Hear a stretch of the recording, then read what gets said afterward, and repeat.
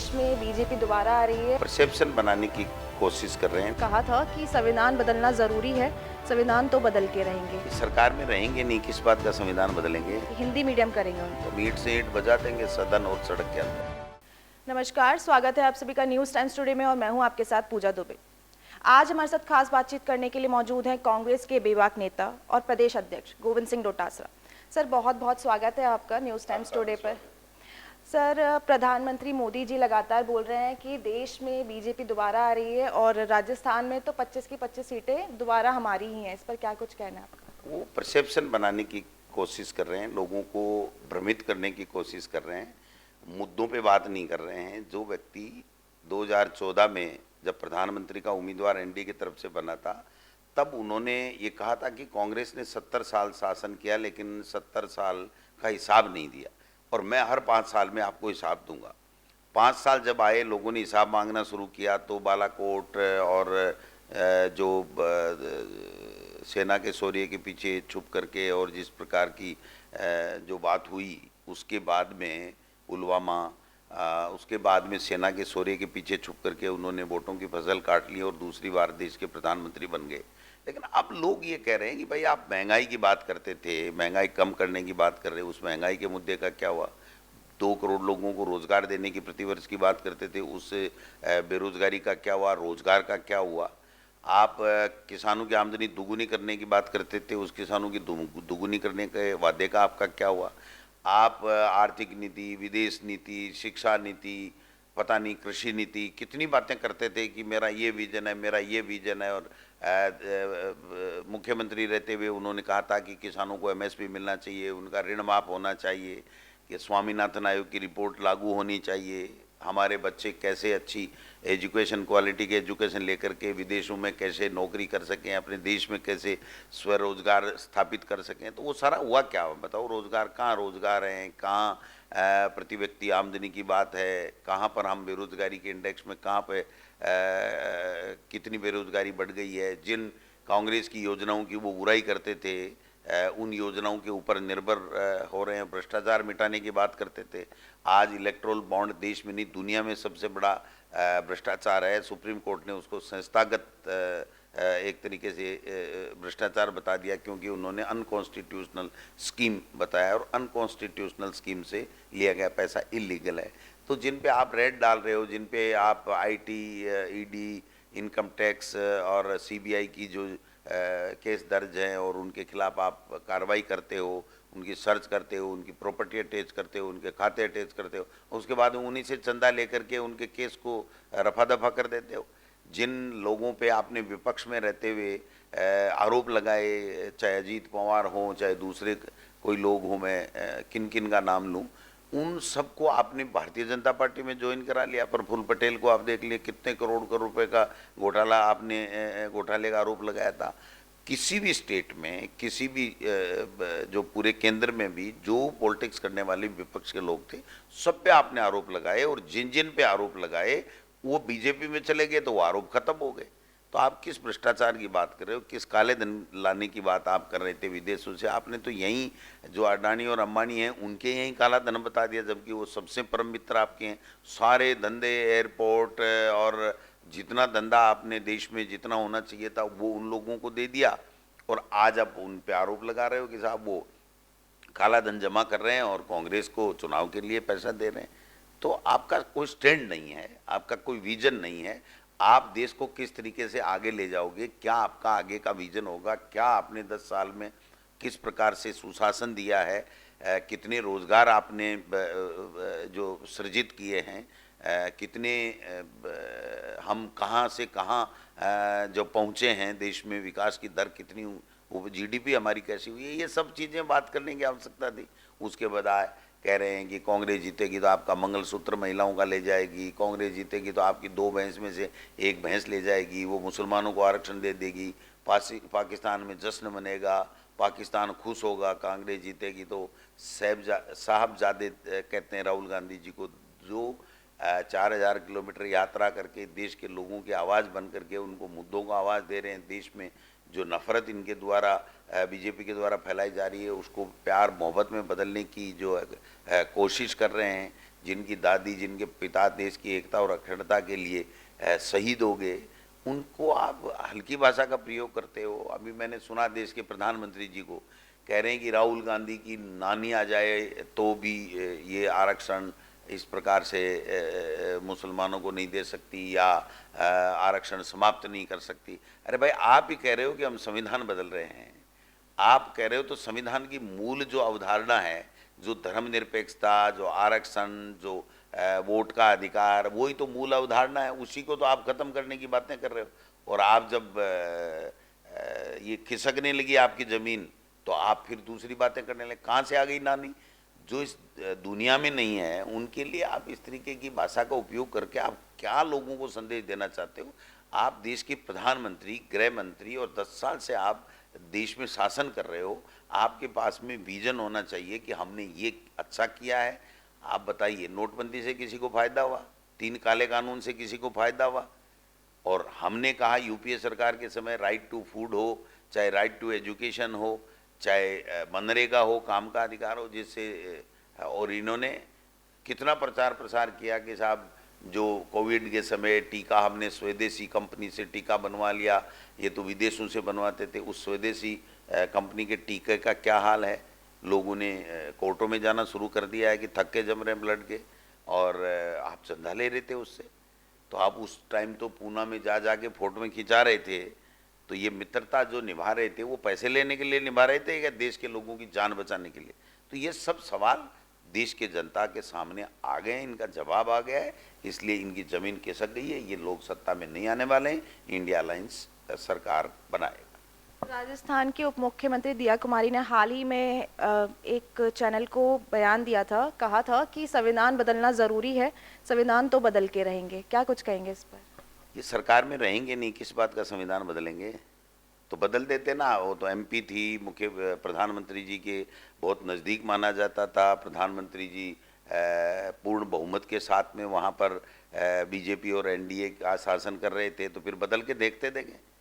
ये संविधान, बाबा साहब ने जो संविधान दिया है, उस संविधान को देश के लोगों की आत्मा है वो, और उसको हम जो है वो हमारा सब कुछ मान के चलते हैं, और उसी पे देश चल रहा है। और आप उसके बारे में इस तरीके की बातें करना, बदल के रहेंगे, बदल के रहेंगे, लोग आपको बदल देंगे।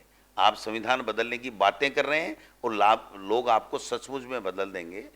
अच्छा रहा दिया कुमारी जी एमएलए लड़ लिया। अगर एमपी अब की बार लड़ती तो पता लगता कि किस तरीके से वहाँ से जीत करके वो कैसे जाते, क्योंकि लोग 10 साल से सवाल पूछते कि आपने 10 साल में यहाँ से जो राजसमंद से क्या किया आपने, वो लोग बाग पूछते उनसे।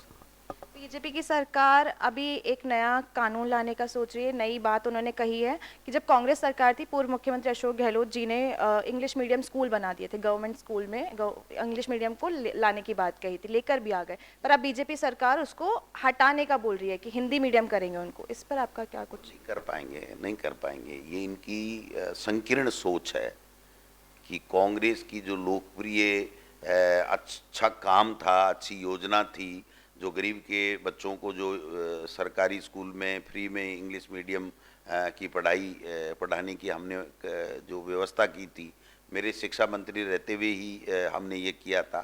आज 3737 स्कूल, 3737 स्कूल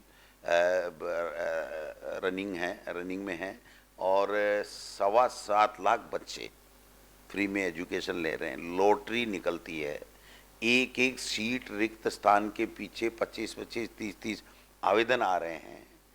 और आप जो नई शिक्षा नीति 2020 की बात कर रहे हैं, उसमें तो ये लिखा हुआ है कि मातृभाषा के साथ हिंदी, इंग्लिश और 5-6 जो भाषाएं हैं विदेशों की, उनके ऊपर ध्यान फोकस किया जाए, उनका ध्यान दिया जाए और उनको पढ़ाने की व्यवस्था की जाए। और आप इंटरनेशनल लैंग्वेज को इस तरीके से कह रहे हैं कि नहीं नहीं, हाँ कहीं कोई कमी रही है, उनमें कहीं टीचर नहीं है या इंफ्रास्ट्रक्चर की कोई बात है, कोई कमी है, तो आप उसको ठीक कीजिए। आपको सरकार में बनाया है, लोगों ने आशीर्वाद दिया है, तो आप उसको ठीक कीजिए। आप बंद नहीं कर सकते। और अगर ये बंद करने की सोचेंगे ना, तो हम ईंट से ईंट बजा देंगे सदन और सड़क के अंदर। इनको वापस ठीक कर देंगे कि भैया क्या है ये, आप ट्रस्टी हो, आप मालिक नहीं हो। राजस्थान की सरकार ट्रस्टी के रूप में काम कर रही है। जो लोगों की सुविधाएं के लिए काम करेंगे, अच्छा काम करेंगे, उसमें हम सहयोग देंगे। और जो गलत काम करेंगे, लोगों को परेशानी देने वाला काम करेंगे, अपनी आरएसएस की विचारधारा थोपने का जो कुप्रयास करेंगे, तो उसका हम पुरजोर तरीके से विरोध करेंगे। आप कांग्रेस के प्रदेश अध्यक्ष हैं और जब कांग्रेस सरकार थी तब बीजेपी जमकर हमला करती थी कि भ्रष्टाचार हो रहा है, महिलाओं को परेशान किया जा रहा है, पेपर लीक के मामले आ रहे हैं। पर बीजेपी सरकार आई है और इसके बाद भी यही सब चीज़ें देखने को मिली। आपने हाल ही में एक्स पर सोशल मीडिया पर पोस्ट किया था, भरतपुर का एक वीडियो था जिसमें महिला को मारा पीटा जा रहा था खेतों में। इस पर क्या कुछ? भरतपुर की बात ले लीजिए, आप बाड़मेर की ले लीजिए, किस तरीके से रेप करके जो है वो उसको मारा गया है। आप बीकानेर की घटना को ले लीजिए, आप सीकर में चैन स्नैचिंग को ले लीजिए, आप जयपुर की घटना को ले लीजिए। और अपराध तो इतने बढ़ गए हैं कि जो 6 महीने का 5 महीने का जो कार्यकाल हमारा गुजरा था, उससे दुगुने अपराध महिलाओं के साथ में बलात्कार के, अत्याचार के और पोक्सो एक्ट के मुकदमे हो गए हैं। और मैं समझता हूँ कि इनको परवाह भी नहीं है, क्योंकि देखिए इनका अपना कोई विजन नहीं है। इनके पास में दिल्ली से कोई पर्ची आ जाती है तो वो पर्ची का पठन पाठन ये कर देते हैं, इसके अलावा तो इनका कोई विजन नहीं है। अब हमारे समय में जब मुख्यमंत्री अशोक गहलोत जी के पास गृह मंत्रालय था, तो ये बार बार सवाल उठाते थे कि भाई गृह मंत्री हर मुद्दे के ऊपर जवाब दे, गृह मंत्री इंडिपेंडेंट क्यों नहीं होना चाहिए, मुख्यमंत्री के पास भी गृह मंत्रालय क्यों नहीं चाहिए। आज इन्होंने क्या किया आप बताइए। अशोक गहलोत जी तो कितने अनुभवी थे, 50 साल का राजनीतिक उनका जीवन था, सब चीज़ें वो समझते थे। अब ये मुख्यमंत्री जी तो अभी पहली बार ही बने, तो ये तो कुछ समझते भी नहीं है, अधिकारी इनको पूरी बात बताते भी नहीं है। तो मैं समझता हूँ कि इनकी कथनी और करनी में फ़र्क है। ये कहते कुछ है, करते कुछ है, इसीलिए लोग अब इनसे नफरत करने लग गए हैं और लोग इनको सत्ता से बाहर कर रहे हैं। राजस्थान में जिस प्रकार से इनमें आपस में जो नूरा कुश्ती चल रही है, जो आपस में एक दूसरे को नीचे दिखाने की जो होड़ मची हुई है, किरोड़ी लाल जी तो कह चुके हैं कि मैं तो इस्तीफा दे रहा हूँ।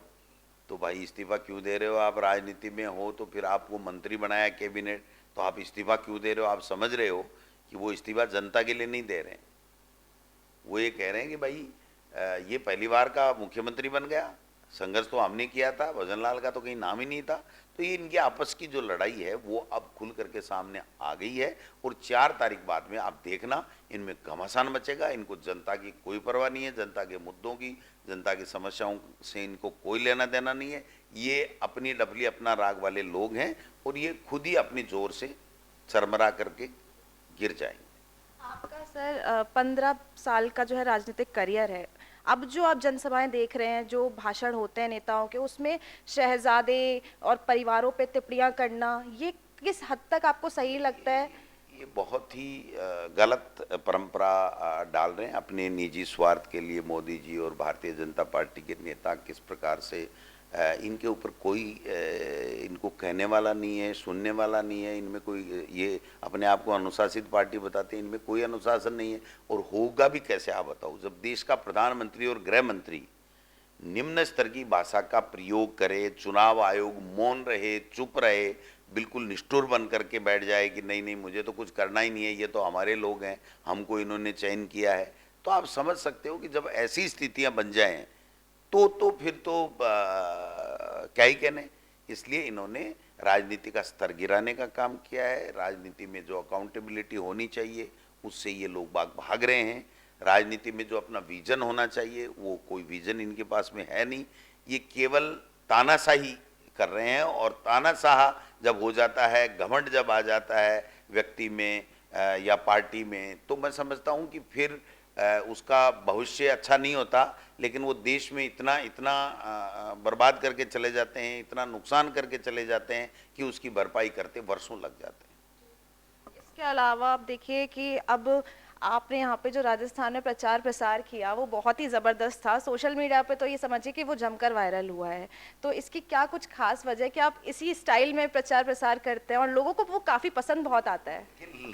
लोकसभा चुनाव हो चाहे विधानसभा चुनाव हो, ये हमारा लोकतंत्र का पर्व है और इस पर्व को एंजॉय करना चाहिए। जनता के सामने स्पष्ट होकर के जाइए और अपनी बात रखिए। जो आपके दिल में है वो आप बात रखिए, आपने जो काम किए हैं वो आप बात रखिए, तो लोग उसको पसंद करते हैं। ये जो बीजेपी है ना, ये तो राजस्थानी भाषा को मान्यता देने की नौटंकी करती है। ये इनको कौन मना कर रहा है भाई, डबल इंजन की सरकार है, दे दो, लेकिन ये देनी नहीं है इनको। इनको तो केवल गोमाता, राजस्थानी भाषा और हिंदू, राम मंदिर, ये करके इनको तो अपनी वोटों की फसल काटनी है। बट मेरा ऐसा मानना है कि इस लोकतंत्र के पर्व को आदमी इंजॉय करे, अपने लोक देवताओं को स्मरण करे, जनता जो चाहती है उसके मुताबिक वो अपनी बात रखे, जनता के सामने स्पष्ट होकर के कि भाई मेरा ये विजन है, हम ये करेंगे, हमने ये किया, आप आशीर्वाद दीजिए। तो मैं समझता हूँ फिर उसमें आनंद भी आता है, लोग उसको स्वीकार भी करते हैं, दिल से स्वीकार करते हैं। और मेरा सौभाग्य है कि मेरे जैसे व्यक्ति को लोगों ने बहुत अच्छे तरीके से सुना, पसंद किया, और मेरे में एक नई ऊर्जा और उत्साह का संचार उनके आशीर्वाद से हुआ है। तो मैंने अच्छे तरीके से चुनाव प्रचार किया, जिसका परिणाम भी हम सब ने मिलकर के चुनाव अच्छे तरीके से लड़ा, मुद्दों के ऊपर लड़ा, हमारी बातें बताई और इनकी विफलताएं बताई। तो अब 13, 14, 15, 16, 17, 18 कितना भी मोरिया बोल सके बीजेपी का। बहुत बड़ी चीज़ बोली है आपने। लंबे सवाल अभी भी मेरे दिमाग में चल रहे हैं, बात करके आपसे बहुत अच्छा लग रहा है। पर मैं आखिरी सवाल मेरा ये रहेगा कि कांग्रेस पार्टी कितनी सीटों पर इस बार मजबूत है? बीजेपी से ज्यादा जीतेंगे हम। तो 13 तो पक्की हो गई, अब 18 तक जा सकते हैं हम। ये तो 400 पार का नारा पहले लाए थे, भूल गए अब। और यहाँ पर 25-0, और मुख्यमंत्री जी का भाषण आपने सुना होगा, एक बार नहीं कई बार, हर सीट 5 लाख के अंतर से जीतनी है। मेरा दावा है ये 5 लाख से छोड़िए, इनका एक भी आदमी, जितने भी इनके 2, 4, 5 जीतेंगे, एक भी आदमी 5 लाख से जीत जाए तो मुझे बताना। ये तो 25 की 25 5 लाख के अंतर से जीतने की बात कर रहे थे। इनके तो सांस रुके हुए हैं, इनकी खिंचाई हो रही है रोजाना दिल्ली में, उनसे सवाल जवाब हो रहा, और पता नहीं रिजल्ट के बाद में कितना उठापटक होगा, कितना परिवर्तन होगा, क्या क्या होगा, कितनी पर्चियां वापस बदलेंगी, ये देखने वाली बात होगी। बहुत शुक्रिया सर जुड़ने के लिए। तो ये थे कांग्रेस के तेज तर्रार, बेबाक और प्रदेश अध्यक्ष गोविंद सिंह डोटासरा जी, जिन्होंने हमें बताया कि अब की बार कांग्रेस सरकार राजस्थान में बीजेपी से ज़्यादा सीटें लेकर आएगी और यहाँ पर जनता का उन्हें बेहद प्यार मिलेगा। कैमरामैन मंथन के साथ मैं Pooja Dubey, News Times Today, Jaipur. ऐसे वीडियोस देखने के लिए सब्सक्राइब करें न्यूज़ टाइम्स टुडे को और जुड़े रहिए हमारे साथ।